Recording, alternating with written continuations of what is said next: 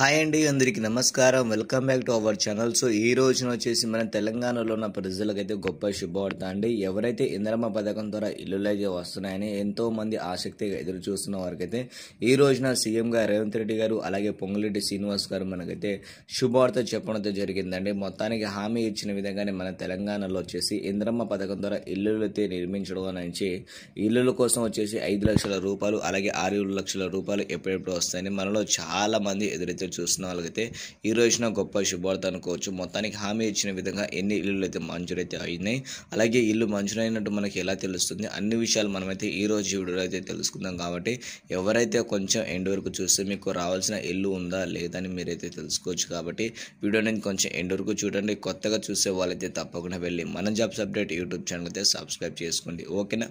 So ఇప్పుడైతే late చేయకుండా video అయితే స్టార్ట్ అయితే చేద్దాం. వీడియో లైక్ చేసేయండి.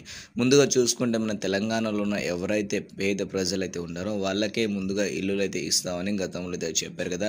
అదేవిధంగా చూసుకుంటే మన తెలంగాణలో వచ్చేసి ప్రతి నియోజకవర్గానికి వచ్చేసి 4500 ఇల్లులు అయితే ఇస్తున్నామని గతంలో మనకైతే చెప్పడంతో జరిగిందండి. సో చెప్పిన విధంగానే మనకైతే ఈ రోజున వచ్చేసి మన తెలంగాణలో ఇందిరమ్మ పథకం ద్వారా ఇల్లులు అయితే నిర్మించుకోవడానికి ఇల్లులు అయితే ఇస్తున్నామని ఈ రోజున మనకైతే లీస్ట్ అనేది విడుదల చేస్తామని చెప్పారండి. ఈ రోజున సాయంత్రం పూట వరకు వచ్చేసి మన తెలంగాణలో లీస్ట్ అనేది వచ్చేస్తుంది. ఒకవేళ ఈ రోజున మిస్ అయితే మాత్రం రేపు పొద్దున మీకైతే అందరికైతే లీస్ట్ అయితే వచ్చేస్తుంది. కాబట్టి మీకు గ్రామంలో వచ్చేసి పంచాయత్ సెక్రటరీ ఎవరైతే ఉంటారో వాళ్ళు కూడా ఆ లీస్ట్ విధంగా మీకైతే అప్డేట్ అయితే ఇవ్వడం అయితే జరుగుతుందండి.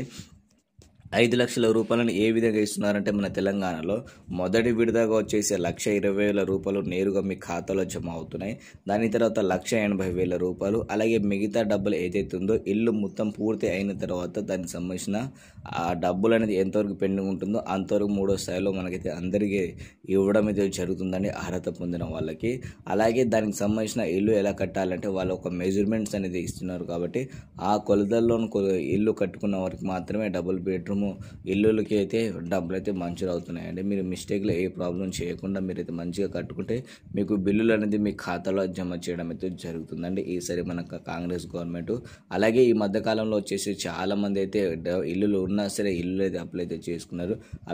అలాంటి తప్పు పని మాత్రం చేయకండి. ఎందుకంటే పేద ప్రజలు నిజంగా ఎవరైతే ఉన్నారో వాళ్ళకి ఇల్లు చెందుతూనే బాగుంటుంది. కాబట్టి సో మీరైతే అలా అయితే చేయకండి, ఓకేనా. సో ఇలాంటి ఇన్ఫర్మేషన్ కోసం తప్పకుండా వెళ్ళి మన జాబ్స్ అప్డేట్ యూట్యూబ్ ఛానల్ అయితే సబ్స్క్రైబ్ చేసి పక్కనున్న బెల్ ఐకాన్ని ఆల్లో పెట్టి ట్యాప్ చేసుకోండి, ఓకేనా friends. Thank you for watching friends. జై హింద్.